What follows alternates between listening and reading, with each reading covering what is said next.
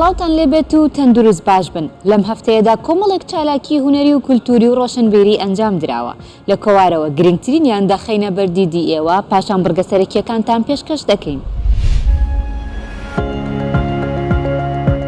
یەکێتی نووسەرانی کورد بە ئامادەبوونی بەشێک لە نووسەران و ئەدیبدۆستانی شاری سلێمانی ئێوارە کۆڕێکیان بۆ بڵاوکردنەوەی زنجیرەیەک کتێب سازدا. کتێبی کاتژمێرێک دوای نیوەشە و یەکێک بوو لە کتێبەکان کە هی نووسەر و ڕۆژنامەنووس خالید سلێمانە کە لە کۆڕەکەدا بڵاوکرایەوە.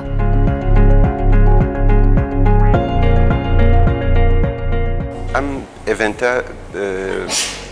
ئیمزاکردنی چوار کتێبە کە دەستگای کوردڕاون بڵاوێنی کردوێتەوە لەگەڵ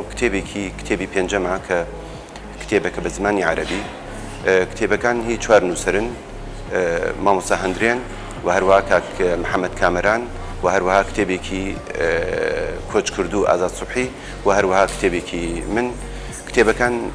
جیاوازن، کتێبی شانۆییان تایە، کتێبی ئەدەبیان تایە و هەروەها کتێبی ئابووریان تایە لەسەر نەوت.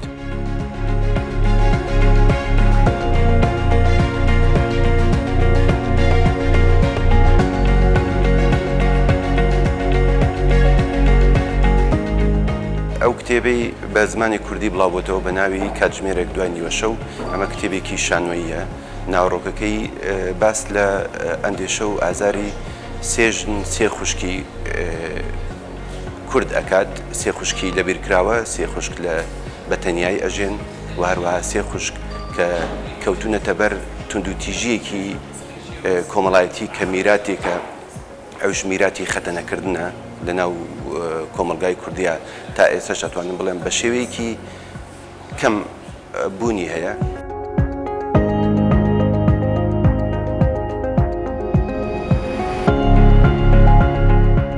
کتێبی دووەم کتێبێکی عەرەبیە، دارالمەدا وەک ئاماژەم پێکرد بڵاوی کردوێتەوە. ئەمە لەسەر ئاوە، داهاتووی ئاو، سەرچاوەکانی ئاو و هەروەها داهاتووی کۆمەلگا لە ڕووی ئابووری و کۆمەڵایەتی و هەروەها پەروەردە و تەندروستیەوە. ئەم هەموو کێشانە پەیوەست بە ئاوەوە ئەی چی بکەن بۆ ئەوەی ئێمە لە داهاتووە تووشی تینۆتی نەبین.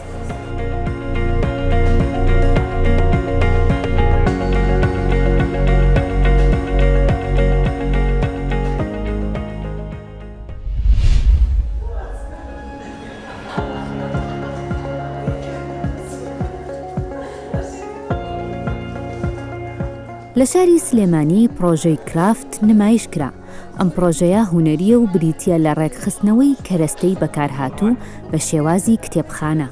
پرۆژەکە لەلایەن نەرمین موستەفاوە ئەنجام دراوە و بینەر بەشێکی سەرەکی کارەکەیە.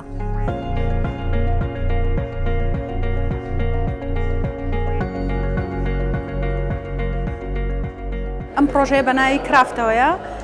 بیرۆکەی پرۆژەکە لە دروستکردنی کتێبخانەیەکە لەو کەرەستە فڕێدراوانەی کە ڕۆژانە لەلایەن خەڵکەوە لە ناو گەڕەکەکانی ناو شاری سلێمانیە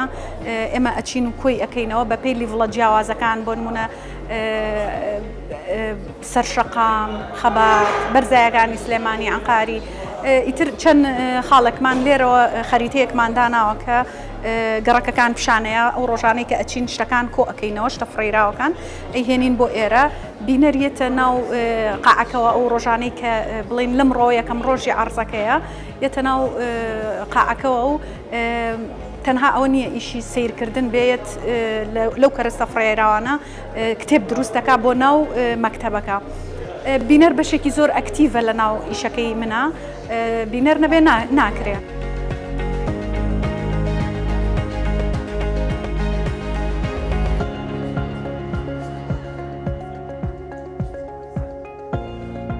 ئەو کەرەستە فڕێراوانە من سەرەتا پێشتر یعنی هەر ئیش لە ڕیسایکلینەکەم زۆربەی ئیشەکانم من شوێن زۆر گرنگە لەلام ئەچمە هەر شوێنێک بە پێی شوێنەکە من ئەو شتانە کۆ ئەەکەمەوە لە ڕێی کەرەستە فڕێراوەکانەوە تۆ ئەتوانی ئەو شوێنە بخوێنیتەوە. بۆ نمونە ستایلی ژیانی ئەو شوێنە چۆنە، چی بەکارەهێنێ. اینجا بۆ نمونە ئەو شتانە لۆگۆی لەسەرە، یعنی یەکسەر ئەتوانی بچیتە ناو ژیانی خەڵکەکانەوە. ئیتر من لەو ڕێگەیەوە پێشتریش لە کارەکانی ترما هەر من ڕیسایکلینم بەکارهێناوە، بەس پێشتر بۆ نمونە لەسەر پانتاییەک، لەسەر لەوحەیەک، تابلۆیەک، بەڵام یان وەکو ئینستڵیشنێک دایانیتەوە ئۆبجێکتێک، بەڵام لەم پرۆژەیەمە بە جۆرێکی جیاواز وەکو وەکو ئینستڵیشنێکە کە دوایی تەواو ئەبێ بەڵام بە پرۆسی تەواوکردنەکەی خۆی ئیشکردنەکەیە کە ڕۆژانە بینەرێت و ئەو کتێبانە دروستەکە وەکو وەرکشۆپێکە ئیشکردنەکە.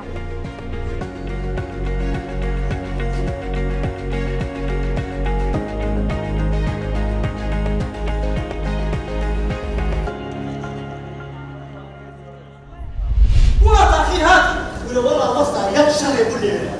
شهر الشهر الدنيا باوش بسنا كيف هاي عمل الدبل يا لا ابو شيء لا ابو شيء كما بتصير اول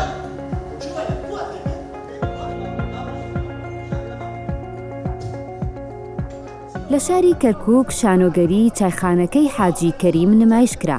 ئەم شانۆگەریە لەلایەن یوسف محەممەدەوە کاری نووسین و دەرهێنانی بۆ ئەنجام دراوە و باس لە کێشە کۆمەڵایەتی و سیاسیەکانی ناوشاری کەرکووک دەکات.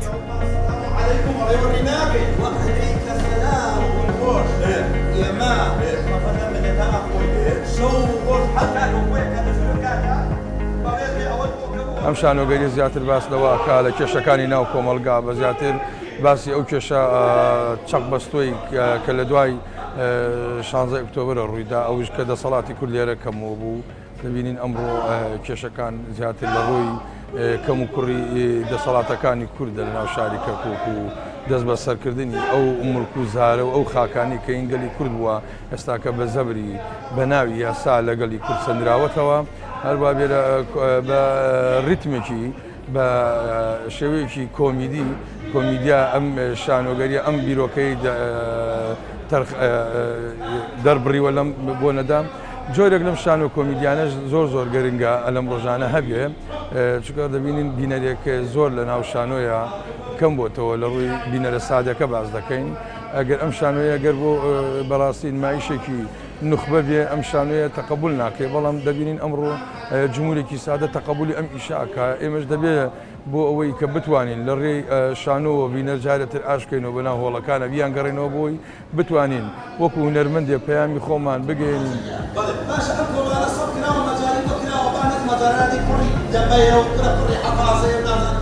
توانیمان لێرە لەم هۆڵەیە شێوازی شانۆ لەم شارێ بگۆڕین هۆڵی پرسەکان بکەین بە هۆڵی شانۆ ئەمەش بیرۆکەیەکی خۆمە ئەمە شتێکی تازەگەری لەم شارە دروستم کردووە هیوادارم ئیتر پرسە نەمێن و خەڵک دڵی خۆش بێت بتوانین کاری لەمە باشتر بکەین بۆیەوە ئەم کارم کرد باسی معاناتی شاری کەرکووکم کرد بەگشتی باسی ئەو معاناتی ئەو هاوڵاتیانم کردکەوە لە شاری کەرکووکە زۆر بەزەقی لەلایەن دەسەڵاتی ئێستاوە و دەسەڵاتی جانان چۆن بوو ئێستا چۆن بوو ئەوانە هەمووی کردە بەردەستی بەرپرسان لێرە بوون هیوادارم ئەمە ببێتە دەرسێک و لەوە فێر بن و کە بتوانن چارەسەری ئەو وەزع بکەن و هەروە نزیک بوونەوەی هەڵبژاردنەکان دێت و ئەم شتانە دێت و نەبێتە کارێکی ڕێکلامی بەرق و ببێتە کارێکی چاکسازی لەم شارەدا بتوانین ئێمە هونەرمەندان ڕۆشنبیران لایەنگرا هەموو کەسێک دەست لەناو دەست بتوانین کارێک هەوا بکەین ئەم شارەمان دیسانە بگەڕین و داخی جاران و ئەو دەسەڵاتی هەمان بوو دەسەڵاتی کوردی هەمان بوو لە پێش 16 ئۆکتۆبرەوە بێتەوە دەست خۆمان و کاری باشتر بکەین ئینشاڵڵا.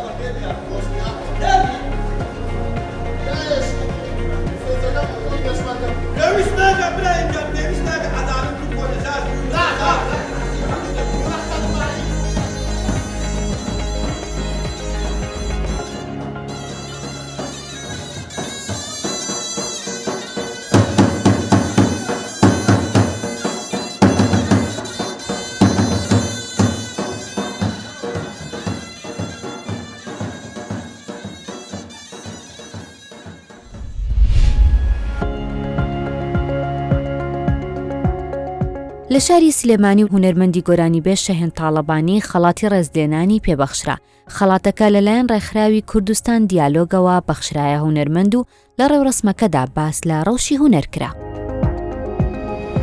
ئیمڕۆ خۆم بە بەختەوەرە زانم لەگەڵ ئەدیبان نووسەران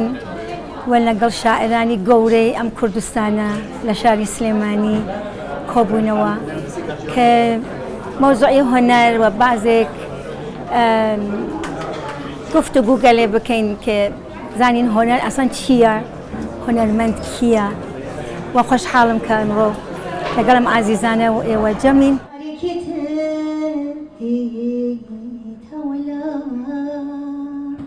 بۆمێدی ڕۆژێکی وا دەست مثل سردن چال ریگا و زۆر دڵخۆشم کە ئەبینم ڕێزێکی تایبەتیان لە من ناوەکە ئەمڕۆ ئەیبینم بە چاو و دڵخۆشیێکە بۆ هونەرمەند کە ڕێزیان لێ ئەنن هونەرمەند بەلایەنەوە بایەخی ببێت ئەتوانن بە دڵخۆشیێکی ترەوە کاری هونەریەکەیان ئیدامە بن و لە هەر بوارێکی هونەری کاریان پێشکەشکەن بە خەڵکی عزیز و خۆشەویست. منیش یەکێ لەوانمە ئیمڕۆ زۆر خۆشحاڵم بەم مۆزوعە.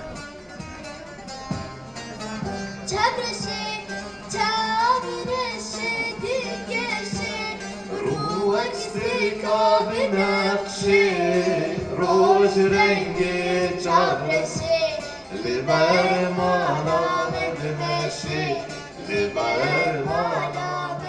ماوەیەکی زۆرە کە بە خاترەوە مشکلێکم بوو نەمتوانیگە بەرهەم تازەم بێ بەڵێ سێ چوار بەرهەم تازەم هەیە بەڵام یەکێک و دوانی ئامادە بووە بەس کلیپی ماوە ئینشاڵڵا بتوانم هیوادارم ئەلبەتە بتوانم هەرچە زووتر ئامادەیەکەم و پێشکەشی گەلی کوردی عزیز بکەم و ئەوانەیە کە ئاهلی هونەرن و حەزیان لە گۆرانی.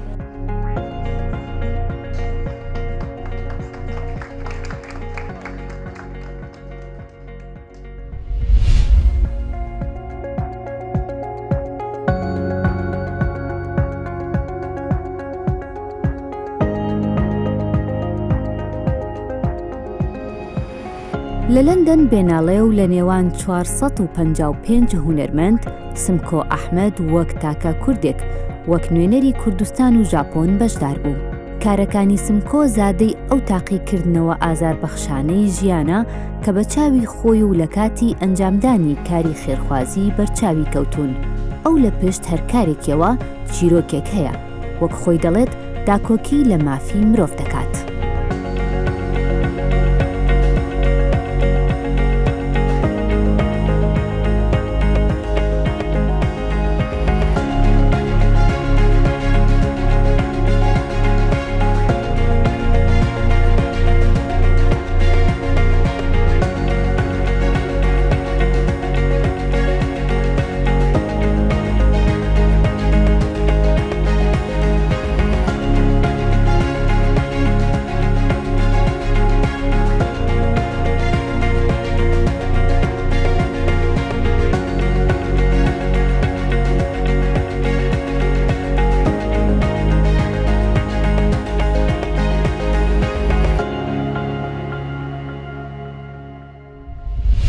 قادۆ شیرین بەوتار و نووسین و بابەتە ڕەخنەگرەکانی لە بوارە جیاجەکانی ئەدەبیاتی کوردیدا ڕۆڵێکی باڵای هەیە. قادۆ چەندین بەرهەم و بابەتی بڵاوکراوەی هەن و چەندینی تریش ئامادەن بۆ چاپ و بڵاوکردنەوە. چیرۆک و وتار دەنووسێت و لە ماڵپەڕە کوردیەکانی بابەتی ڕۆژی سیاسی بە شێوازی ڕەخنەیی بڵاویان دەکاتەوە.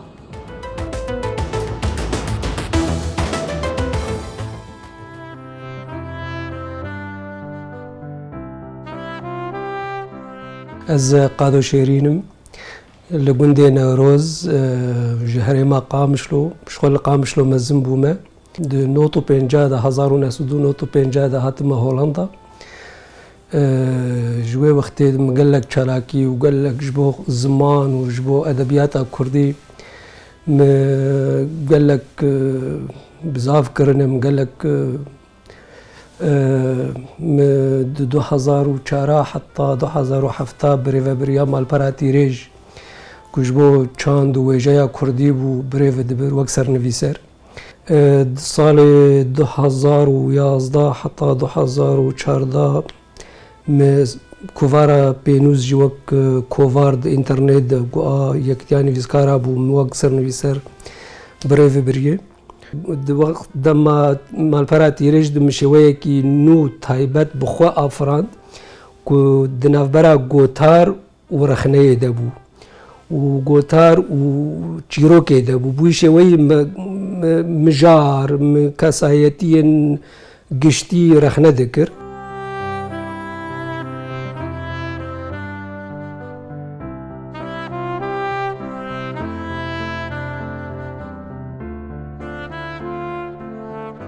Not û çara de ez ev pirtûk amade kir مو كاكي خو بهاء شيخو براي هنرمند نمر مزن محمد شيخو ما اف برتوك آماده كر نوتو چاراد نوتو پنجاد زهاتم هولندا و اف برتوك چابو همو ستران محمد شيخونه ما ستران محمد شيخو هم وك هلبست از دكارم بيجم ديوانك جهلبستين بجارتيه وجبو غاز دلسوز بم بخندوان وبخلق خوره قالك شاشتي برتوكي دهنه آنها روژا ایرو و گوز آنا داخفم جبو چاپا دیمین اف پرتوک سراست کری گلک شاشتی تیهنه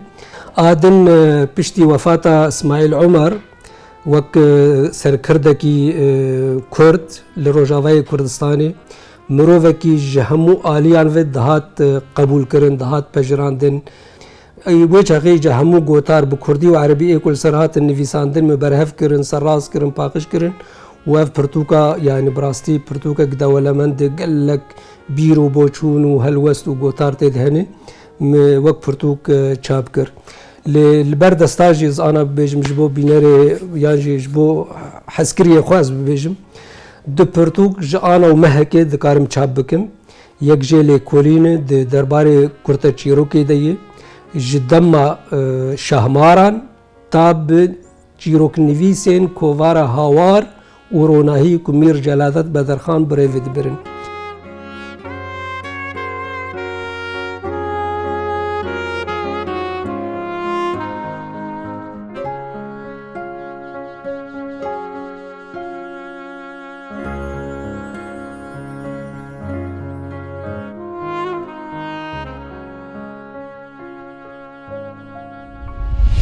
یەکێک لە نووسەرەکانی شاری سلێمانی داستان بارزانە ماوەی 10 ساڵە دەستی بە نووسین کردووە سەرەتا بە نووسینی شعر دەستی پێ کردووە پاشان بەرەو چیرۆک و ڕۆمان هەنگاوی ناوە لەم بڕگێدا باس لە کتێبی بەرلین کتێبی پەناهەندەیی من دەکات ڕووداوەکان و ناوەڕۆکەکەی شی دەکاتەوە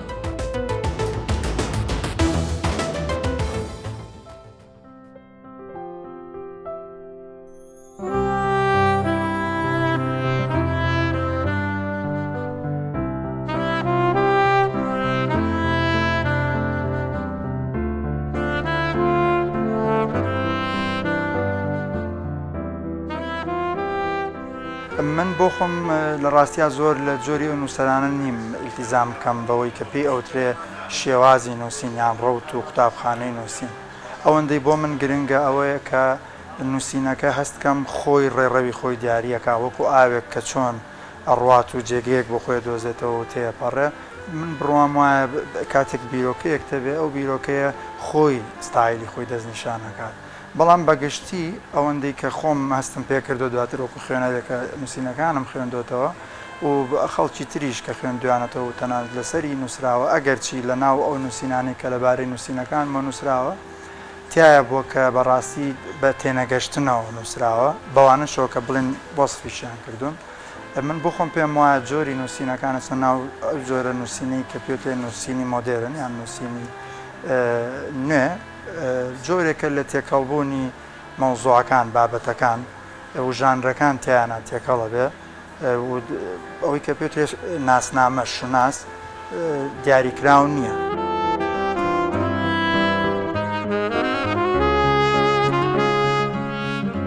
بەرلین کتێبی پەناهەندەیی من دووهەمین بەشی ئەو سیانەیە کە لە شێوەی یاداشتە ڕۆمانە نووسی من یەکەمیان 1970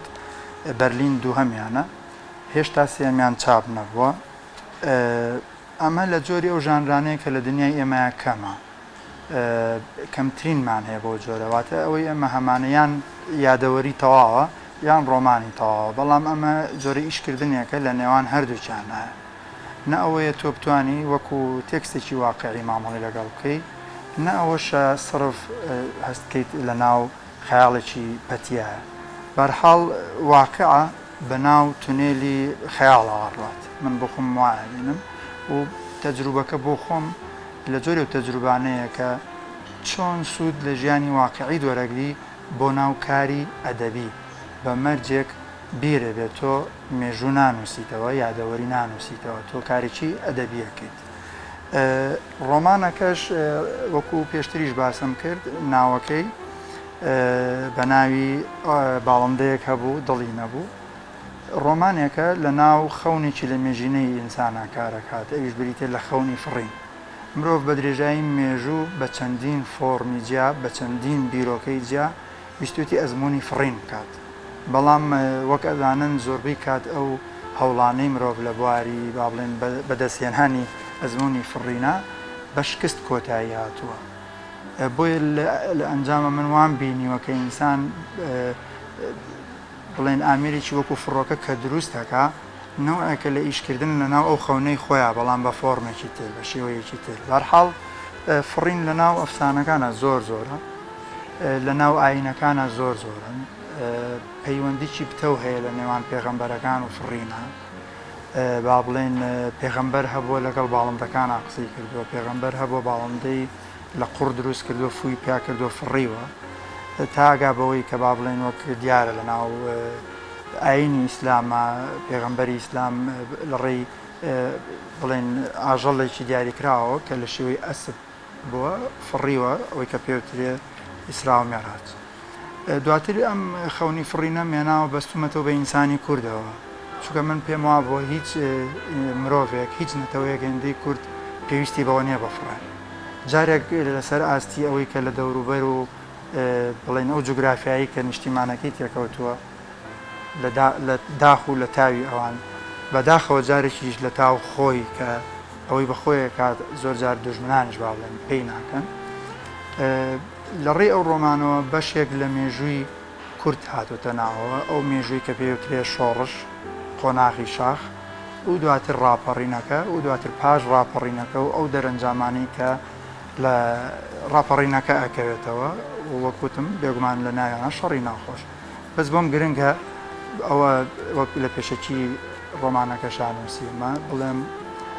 ئەو ڕۆمانە بۆ تەمەنێک نابێ خوار بڵێن خوار تەمەنی 18 ساڵ بێ هەروەها هیچ کام لە ڕووداوەکانیشی لە واقعەوە وەرنەگیراوە من پێم خۆشە خوێنەر تەنها وەکو تێکستێکی ئەدەبی بخوێنێتەوە